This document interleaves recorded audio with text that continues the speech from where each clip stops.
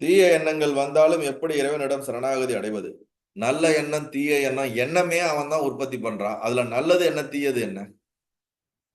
நல்லதும் அவன் தான் உற்பத்தி பண்றான், கெட்டதும் அவன் தான் உற்பத்தி பண்றான். உற்பத்தின்னு ஒண்ணு நடந்தது எனக்குள்ளனாலே அது எந்த எண்ணம் வந்தாலுமே அது ஆகும். நல்லது கெட்டதுன்னு பிரிக்காதீங்க.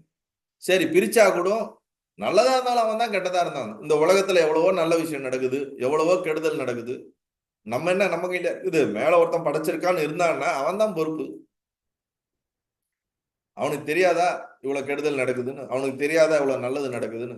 மொத்தத்தையும் அவன் தலையில தூக்கி போட்டுருங்க. நீங்க ஏன் அவன் தலையில தூக்கி வச்சு கஷ்டப்படுறீங்க? எனக்கு எந்த எண்ணம் வந்தாலும் சரணாகதி.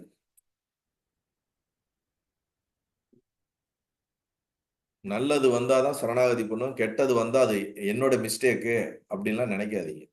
அப்படி நம்ம அந்த பாகுபாடு பார்க்கும் பொழுதுதான் நம்ம நம்மளை செப்பரேட் பண்ணிக்கிறோம். நீங்க எல்லா தாட்டையும் சரண்டர் பண்ணும்போது உங்களுக்குன்னு செப்பரேட் பண்றதுக்கான ஒரு ஐடென்டிட்டி இருக்காது. ட்ரை பண்ணுங்க. அதுல நிறைய டவுட்ஸ் வரும். வரும்போது நம்ம அதை இன்னும் டீட்டெயிலா டிஸ்கஸ் பண்ணலாம்.